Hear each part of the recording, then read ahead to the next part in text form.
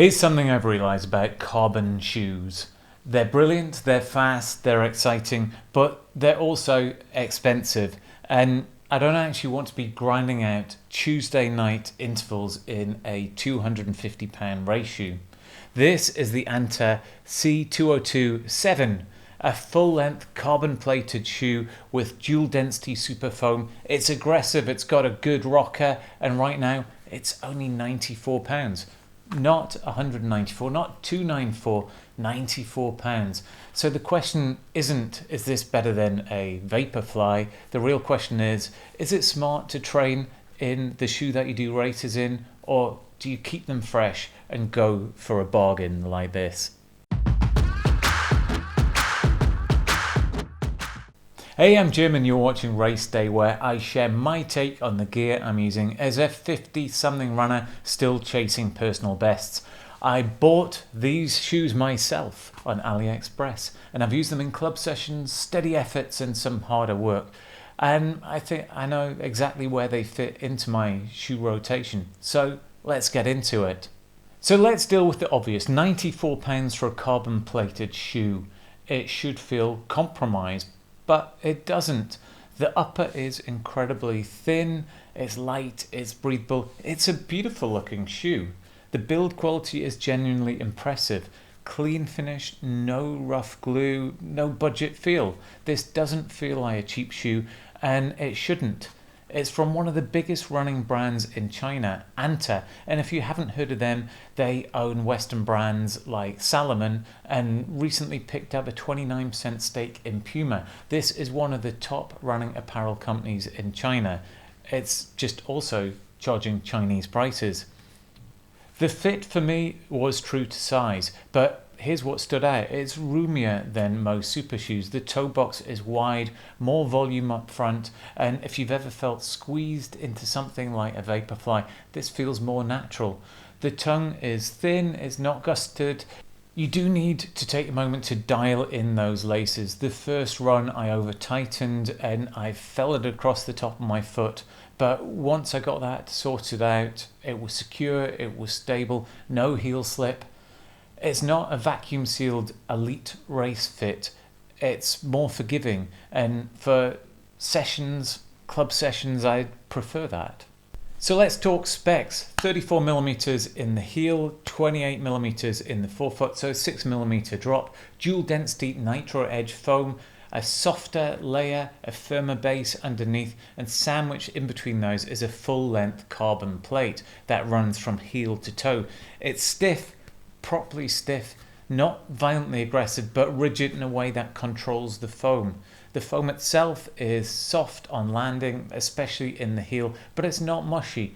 It compresses, it rebounds in a controlled way. This isn't a wild trampoline bounce, it's more dense, more grounded, and more predictable.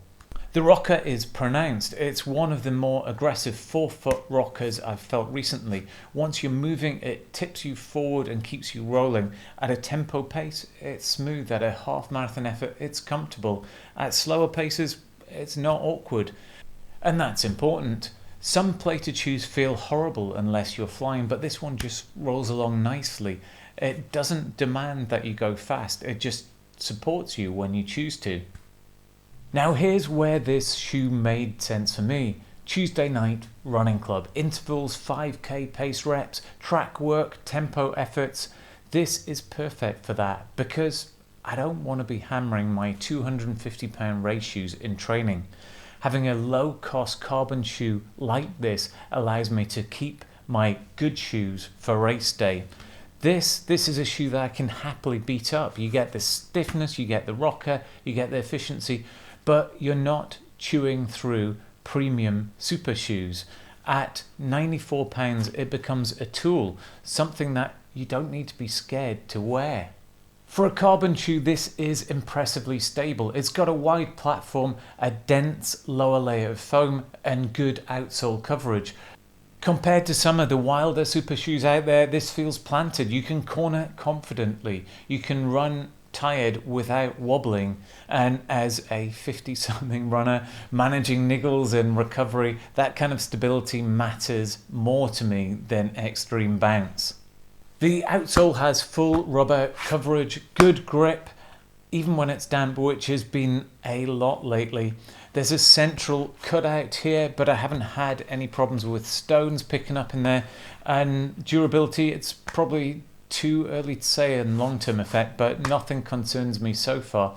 And again, at £94, you're not really going to be afraid to put miles into it. Could you race in it? Yes. Would I choose it over my best race day shoes for a gold marathon? No. It doesn't have that explosive, super bouncy PB or bust feel that the very top tier options have. If I'm honest, it feels a few years behind my best shoes, but that's not its job. For a 10k, for a half marathon, even a marathon, it's capable. But for me, it's got a different role.